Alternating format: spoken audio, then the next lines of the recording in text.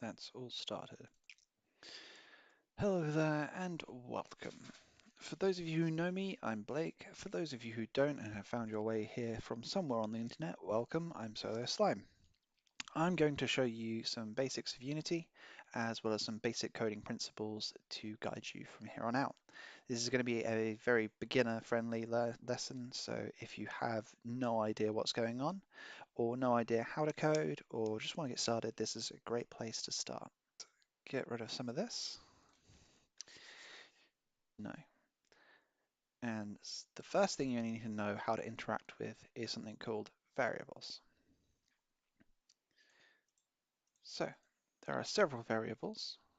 Some of the most common that you'll encounter are integers, which holds a number, a whole number between. Bool is a on or off switch. This a string is quite simply a variable that contains words. Words. A game object, this is specific only to Unity, so far as I'm aware.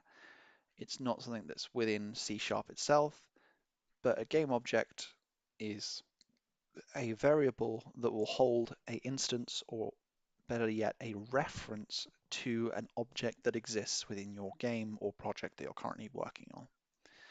Float is a number, much like an integer, however, it works on a point value, so you could have 3.5.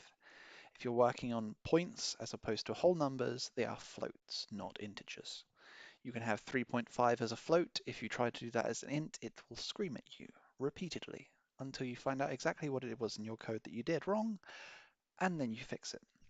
And finally, a class. Many classes can be referred to in the same way a variable can, and you can start to call other things within them. But much in the same way as you declare a variable, you declare a class. Now you may be asking, how do I declare a variable? Well, if I were to open up a script right here for you, so let's start a new C# script test. It will take a few moments to open, so I do very much apologize about the wait. And what's needed. So to declare a variable, you must do so within a class. I'll go through what a class is and what it means in a minute. And you'll do so by first going and declaring whether it is a public variable or a private variable. A private variable is a variable that can only be called in the script that contains it. A public variable is a variable that can be called by any script which has a reference to this script you're working on that has the variable in it, and it can also be called and set within this area itself within the inspector menu. I'll show you that now. So let's create a public, and it's lowercase, case matters here, and let's create a int. Let's call it awesome points, and let's set it to 5.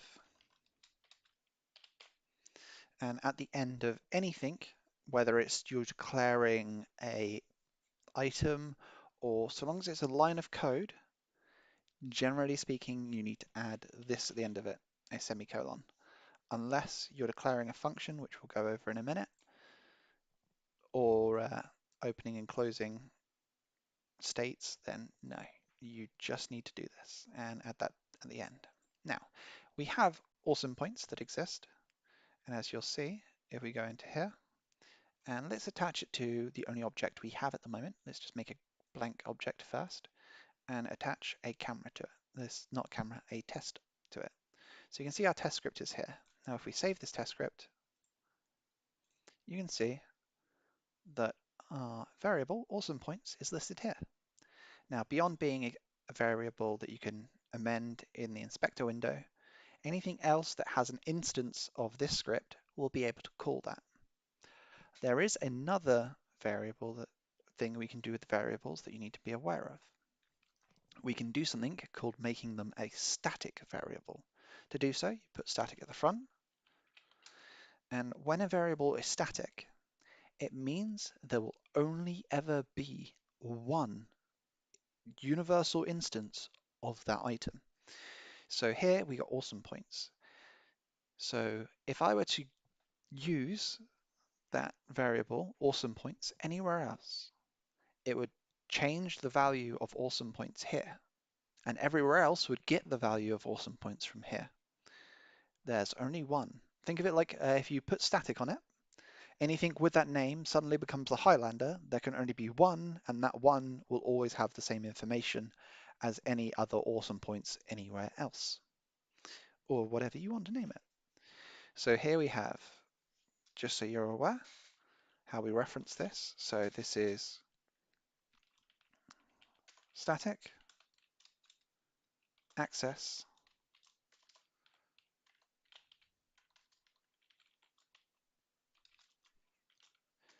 type name, and then you can assign it a value as well. So that's how you do it. And you assign all variables in that same way. So say if I wanted to make a name, so I would go, is it static? Well, no, this name is going to exist on many objects. There could be many different tests married in many different places, and they all have to have different names. So I'm going to have name be here, and I want name to be accessible by something else. I want it to be pulled from other places. So here I'm going to add public name, public. Now a name is a set of characters, which means it's words, and words require strings. So it's type string. Lastly, we're giving it a name. Let's just call it name. And there we have our name declaration. We can do so for a great number of different things. Now I got that, let's go and check through some other things. So back over on our board, we have, beyond just the variables, we have functions. Now, functions are within scripts. These can be messy, but there are several that you can see are built into Unity. And some of them appeared when we first started up. You have the void start function, and much like it says here, start is called just before any update methods is called for the first time. And start is called right at the start of your script. So if you load a scene or load an area, start will run first, and any of the code you put within it will run first. You also have the update function. What this does is every time there's a new frame that's updated, it will run all that script inside it, and it will occur every single time a frame is updated. There's something very similar to this, which updates not relying on frame data, which is called void, and this is called fixed update. And much like update, it's called and runs each time. Well, it runs every 10 milliseconds, it calls once. It will run this program. Lastly, you have the unique option of, let's go void awake. And what awake does is when whatever you're interacting with first appears, because you can disable and re-enable items, whenever it's enabled and first appears, it will take all that information, whatever you've written in that script area, and it will run that before it even runs the start. This is good because if I have, say, want to set a name, so name equals John,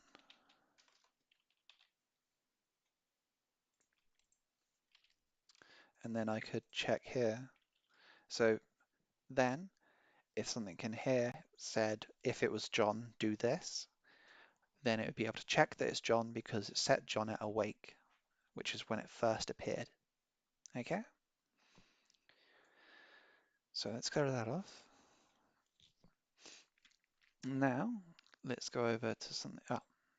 I also need to state that functions can be public or they can be private.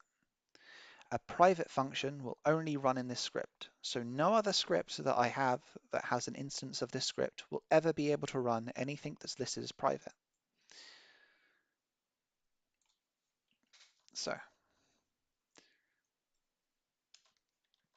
also you can make your own functions. To do this, similar to how you declare an integer, you declare whether it is public or private. So here we'll go public. Then you declare its type. A type for a function is the type you want it to give back. On most occasions, you'll be using void. This means you intend to give nothing back, and as such, you can end the function without returning any values. Then you need to give it a name. Here we'll say increase awesome points. And then we add, oh, then you need to add these circles. Generally, if you're not calling a void, these circles will include whatever you want for something to call for it first. So I'll just say public. Oh, we'll close this off first, and then we enter whatever we want to run for the increase awesome points in here. And in regards to earlier, so we can go public void, let's go int, and we'll go count awesome point changes, and it's going to take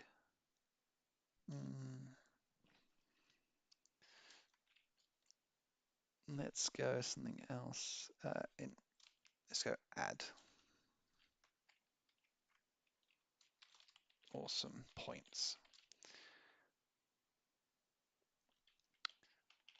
and we'll open that. Return. And we'll go in. We'll make a new integer here, and we'll make it a private because it's only going to be. We don't need to declare it as a private because if you declare a variable within a function, the variable you're using can only be used within that function. So here I'm making an integer. So int awesome points to add.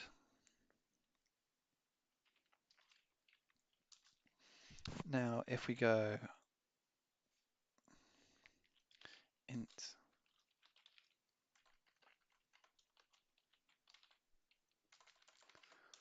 liquid awesome, and we'll return awesome points to add.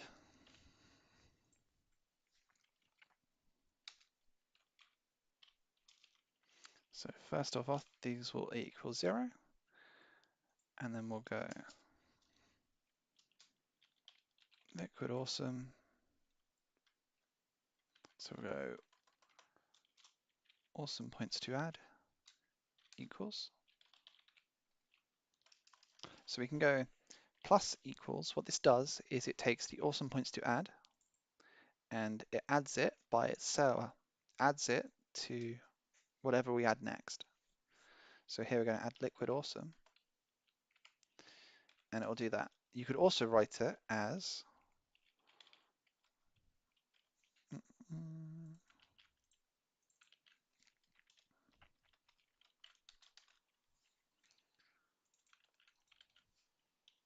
or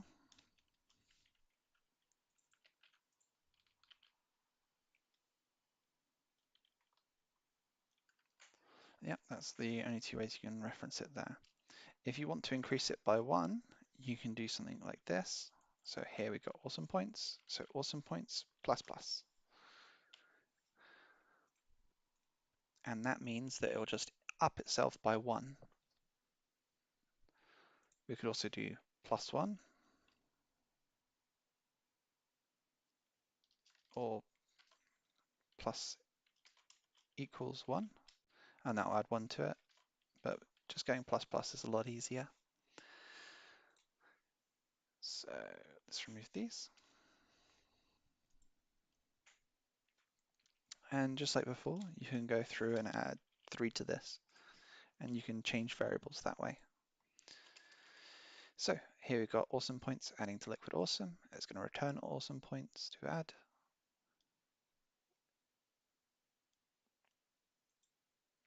So whatever calls it, we'll go through that as well.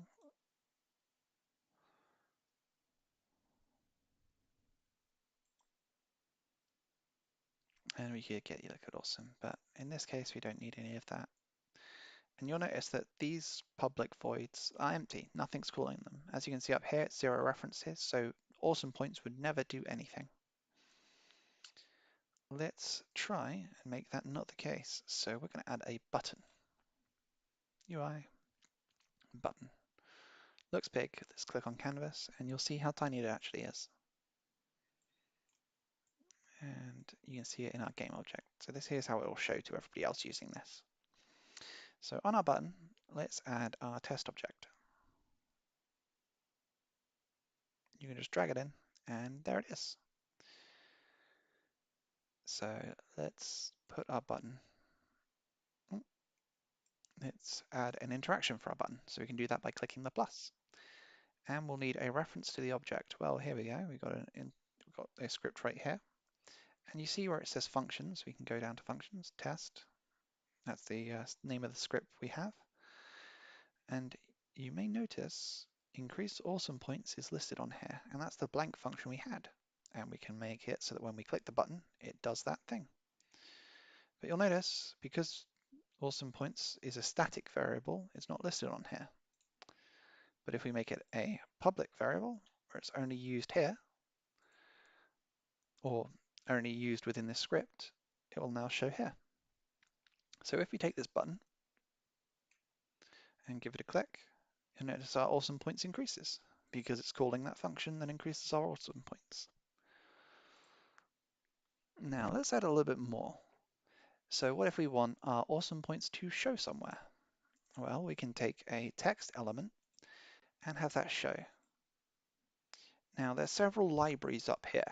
A library is sort of, well, it's using namespace. A namespace is a library of sorts that gives both references to many different classes like the one we've got here and written.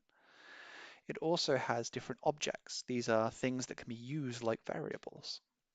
So here we're going to be using Unity Engine dot UI in capitals. And then there we go. And we're going to be using a public so that we can set it in the inspector menu. And it's going to be called text with a capital T.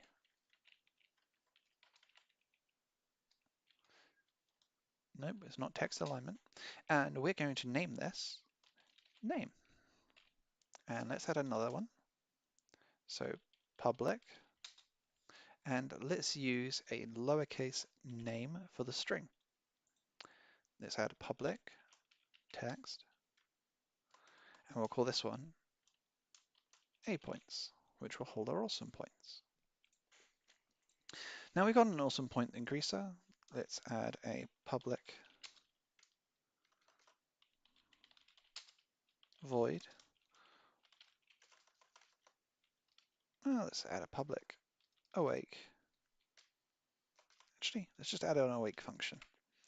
So this will be called the moment our script wakes up. So the moment whatever it's attached to exists. And when it exists, what we want it to do is make name uppercase dot text equal name. Now, the reason I'm using dot text is because name over here, the text object, is a text object, which means if I go over to this game here, I'll go game object, UI, text. And this game object is what is the text object I was referring to. And as you can see, it's got all these different things about it. And via code, I can change every single one of those. So you can see it's got the big text here, and I could change its font, its font style, its font size, line spacing, if it's rich text, what paragraph alignment it has, and so much more. But at the moment, I just care about this, what it's trying to say. So this text, while it says uppercase text, what it means is lowercase text. So to access it, I can use .text, which finds the element of text. If you're ever not sure what kind of element you have, or what kind of, if you're not quite sure what elements you have, you can go to Unity. And here, let's try text, and then type Unity. And what we'll get is a scripting API. This is sort of like a library of what everything has. So here, let's go to big case text, and you'll see all the variables listed here. If we click on text, it'll tell us how we should use it. So here we see my text.text equals this text. And it tells us quite nicely that that will allow us to set a message. Now let's give that a try. But we can also change it not by just typing in the text. We can give it a string, because strings are just a set of words. So here we've gone text name equals name. So now it just equals whatever our string is. And that does that when it wakes up. So here, let's click save. We'll go into here. And on our test script, which is on our button, so let's go over to our button, go over to our test script, and here we can have a name. Let's set it to Blake. So when I click play, what it will do, oh, nothing's happened. Well, you'll notice that down here under name, it's asking for a name, but we haven't set it yet. There's two ways we can set it.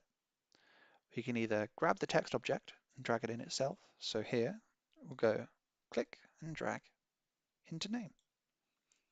And you'll see that now when we play it, that'll update and it'll say Blake. Wonderful.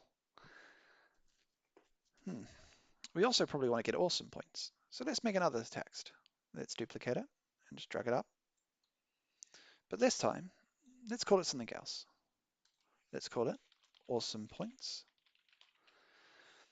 And we want to make it assign via code itself. We don't want to drag it in via a inspector menu. That sounds awfully boring. So let's go and give it a tag. This is something that we can use to identify it. And we can search for game objects within this scene via this tag. So we'll give this one awesome.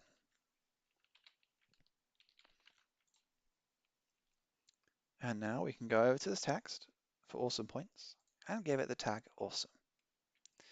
Now, we want to make private, let's make it on an update function. So we'll go void update. And here we've got the update that will update every frame. So this will change as and when we need to. So because this is updated, it will always show us whatever the true number is. So this will always give us whatever awesome points means at the moment, or if we want to make it that way. So here we also need to go. Let's on awake. So when it first starts, let's go game object dot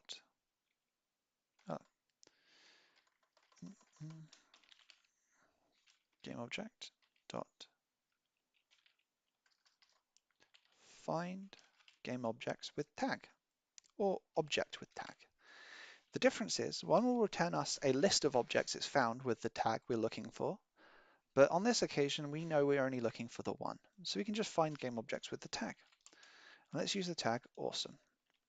We know what we're looking for. And then we add this.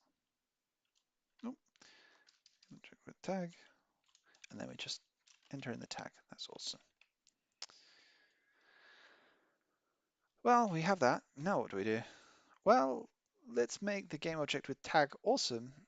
Let's put it to our A points. So we'll go A points equals find game object with tag. But you'll notice something. Even though awesome points has text, it also has this other stuff.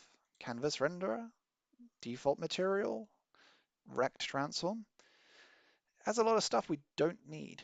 So what we'll do is we'll go dot text dot get component, and then here we enter the component we're looking for. So here it's text, and then we close off this part, and now it's finished. So if I click on this and save it,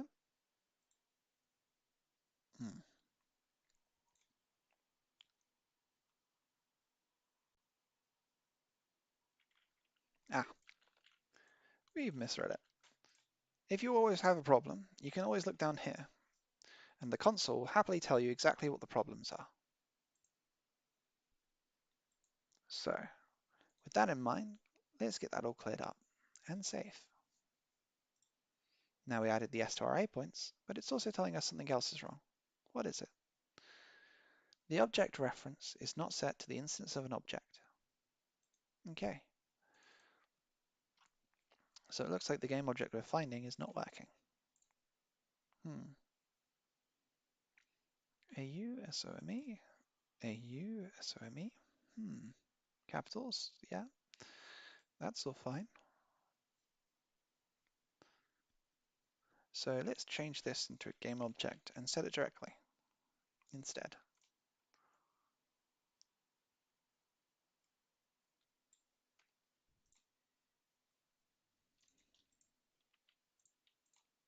And then we can do it here. So A points dot get component dot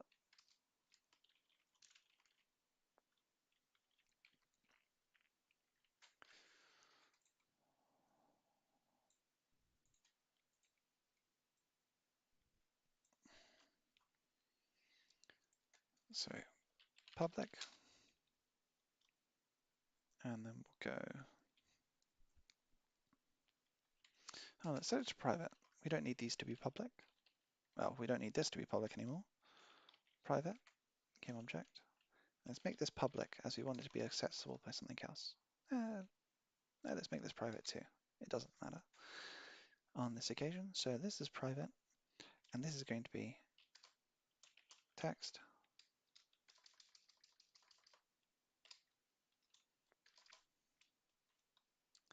And this is A points text. And then we can set it on the wake as well. So A points text equals A points dot get component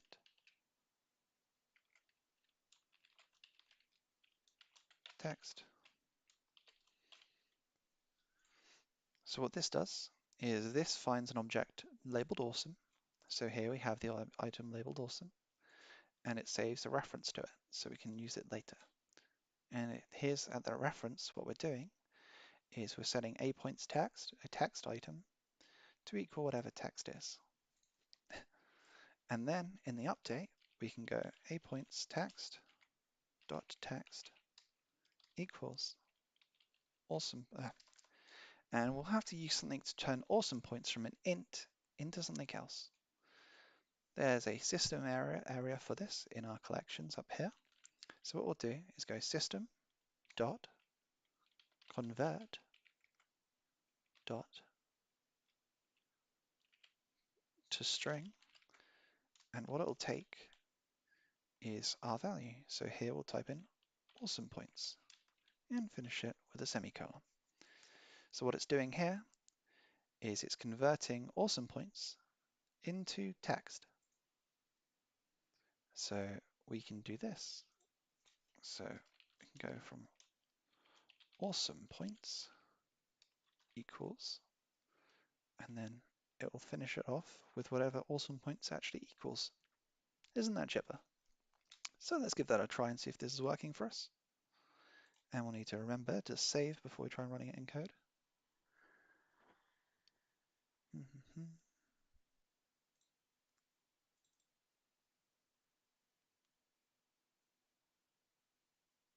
And we'll need to add plus if we wanted to include the other thing.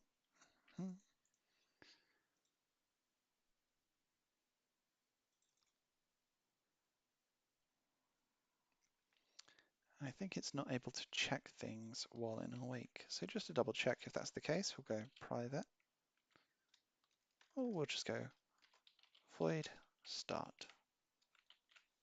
It may be that the tag doesn't exist at the awake state. So let's just double check if that's the case.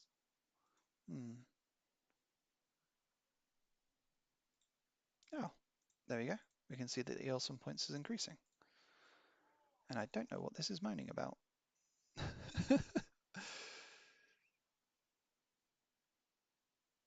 Ah, it's complaining that the name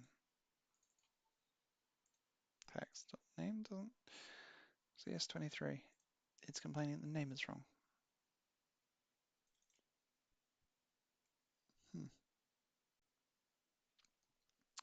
I don't quite get that, but okay. It's saying there's a problem, but I can't see one. So what we've got now is a code that fetches this and returns this value. When we click this button, it increases. So we've made a few simple things. Now, there's only so much you can do with those few things, and that's why we have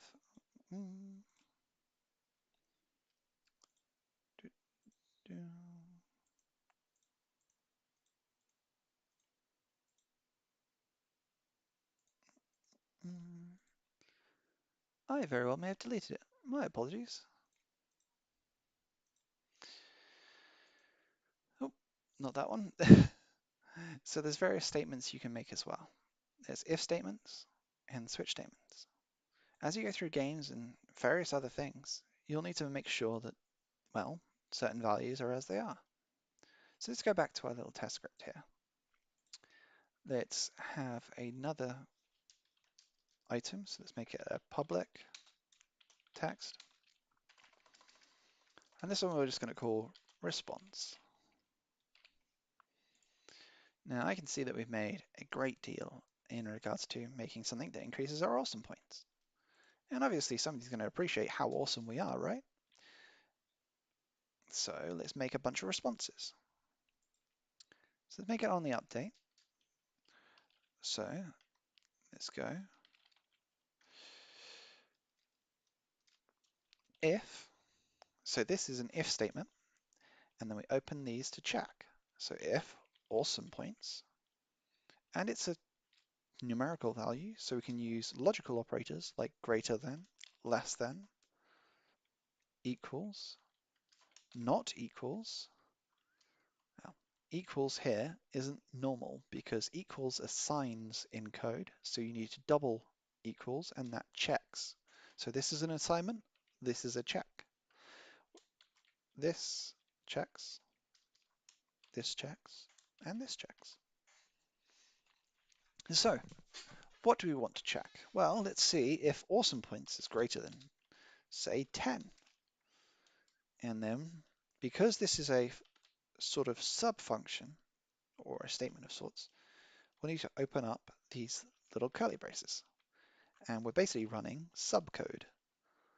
So nothing else will run if this is true until whatever's run in here has finished. So let's run if awesome points is 10, then response dot text equals who's that insanely cool person? Isn't that a lovely response to have? So now what we're going to do is save this.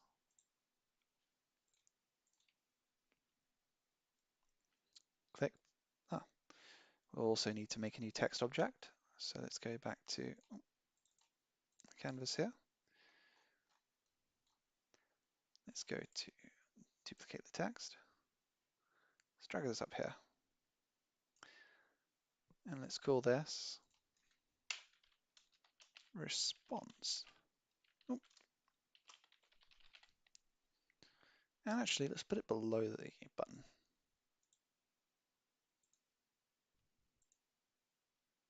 There we are. And over in our button, down where we've put our script, we can drag response into response. Useful, eh? Now if we click play, and let's increase our awesome points. Oh look, they're 11, so they're greater than 10, and they're asking who this insanely cool person is. Well, shame it can't read the name. But what if we wanted to have something else? As you can see, it had the default text until that point. Well, we can go else, and just like above, we can give it details.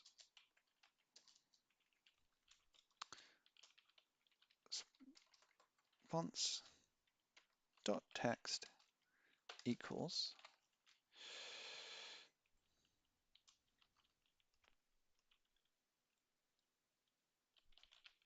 lame. So now, if we click play, until we get above 10, they won't change. This is awfully bland. Let's think of something else. Well, we could sit here and do other if statements. We can go else if and state what the other options are. This would take a while. We've got a whole 5 points between standard and what we set. We could even have awesome points start at 0. So what do we do then? Well, we can make a bunch of if statements, but there's a better way to do things. Let's make a switch statement. So we can go switch. And what a switch statement looks for is an object in which to check its state. So here, the object we're using is awesome points. And just like with the if statement, you do the curly braces afterwards. Now a switch works a little differently. A switch is going to take several things. A condition, which you go case, and it's saying if the awesome points is, and on this occasion let's go 0, and then you add a full colon, and it's finished by break and semicolon. So anything between these two is going to execute whenever your awesome points are 0. So here, let's say response dot text equals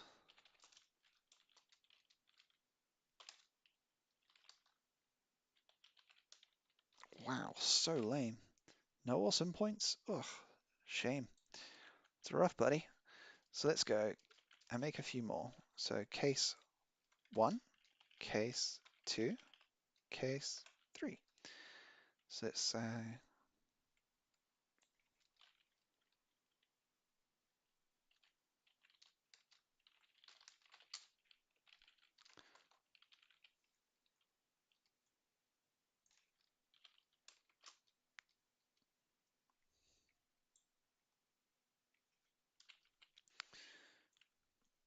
and let's make a bunch more.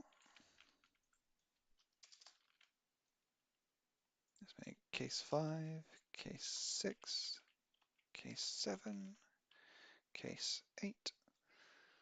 And unlike an if statement that goes through all the little parts of it, the switch statement will go, well, let's find the switch.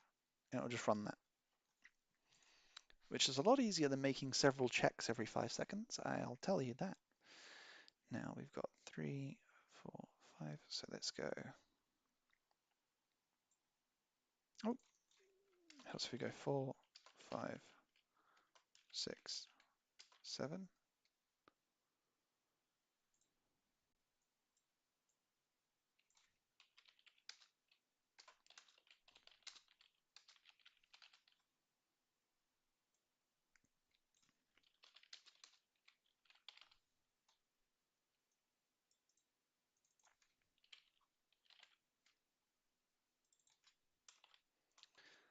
Do, do. Nice.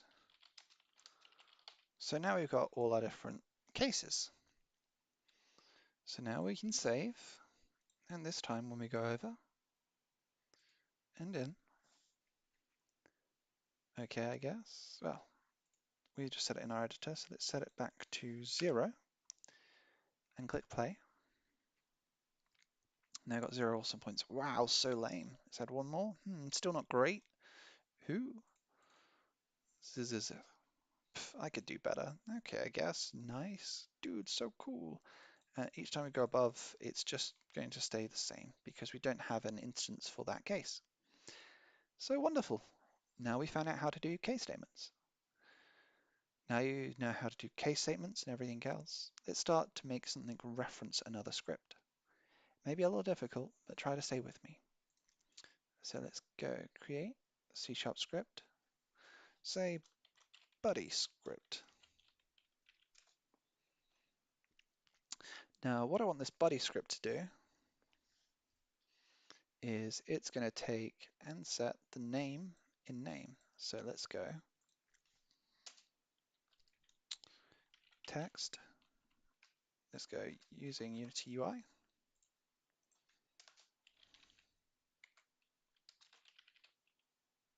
Unity engine.ui.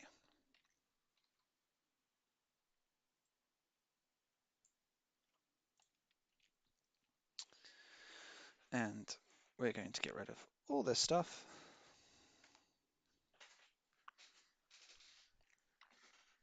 And we're going to take a public and let's make it a text item. And this text item, let's make it well, we can add several items here. And we want to set a name because not everybody is as cool as me and they have different names. So let's go ahead and go right click on the canvas, UI. Input field sounds perfect. So what did that look like? Well, it's a nice text box. So isn't that wonderful? Let's make that a choose your name area, shall we? Let's give it a quick text above.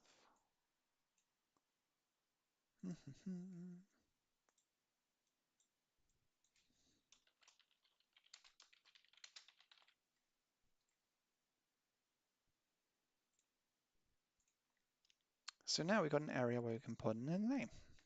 So let's go, and that is an input field. Okay. So input fields, what do they have? Well, they have a .text element, so we can continue doing what we were doing before, but this time we'll use input field, with a capital I,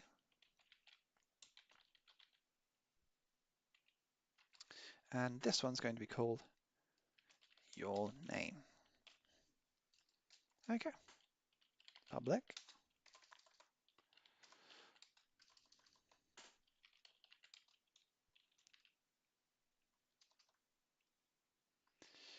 void, change name, and this will be, and now what we need is to change the name on test. Now, you'll note that name isn't a static. We want to have multiple names, possibly. So what do we do?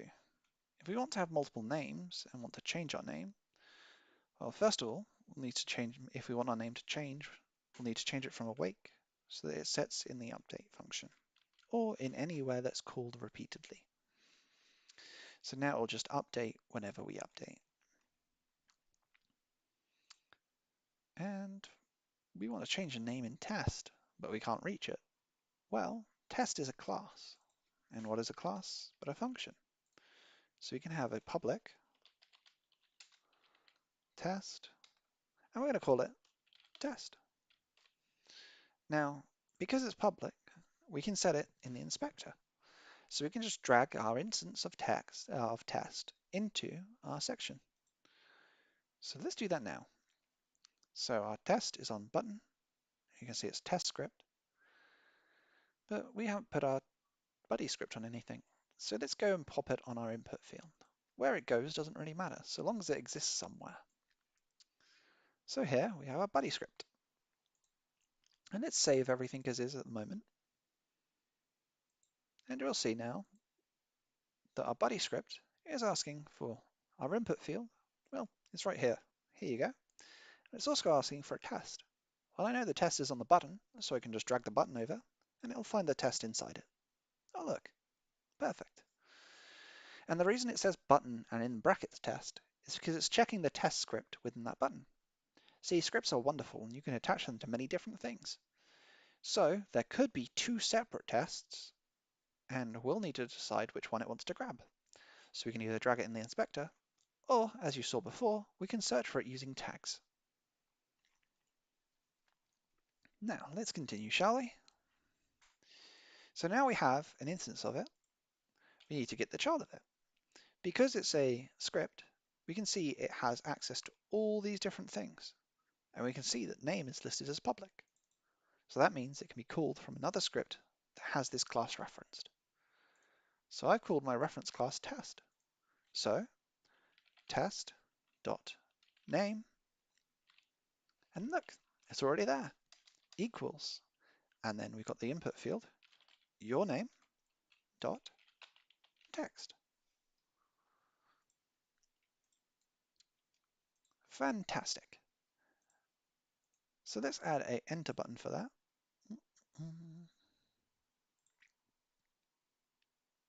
Let's go canvas, UI, button,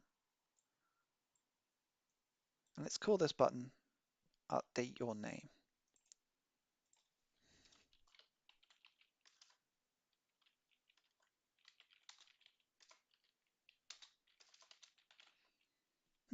We could do that, but that seems a little bit messy, doesn't it?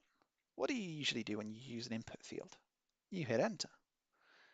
So right here we go on end edit. So when it's finished editing, and then we can call a function from there.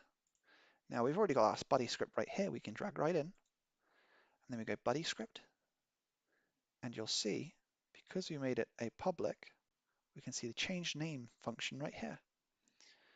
So when we click play, oh, I don't want to be Blake anymore. I think I want to be SoloSlime. Let's hit enter. Ta-da! And because I don't want to get bullied by my own script, let's increase my name. There we go. And I'm as amazing as I always was. So you can do a lot of stuff with this. Feel free to go ahead and try different things. But if you're one of the people set here for the tech team, I set you this basic challenge. Using what you've learned, try and create a text box that displays a character name and a name in the same text box. Add a text box that displays Endeavor, and add a button that increases Endeavor and a button that decreases Endeavor. Your class should have the following variables. It will contain a name, a character name, and an endeavor. Okay? Go out, have fun, and feel free to get back to me if you have any questions, any queries, or anything like that. If you're one of the people from the tech team over at our ROC LARP group, by all means, feel free to get through to me on our tech team queries. If you're somebody who's wandered their way off the internet and got here, by all means, you're more than welcome to comment, ask me any questions. I'll be happy to answer them as best I can. I don't prescribe to be any expert. I'm fairly self-taught on most occasions, but I'll happily lend a hand with anything I can. Thank you, and take care. Bye.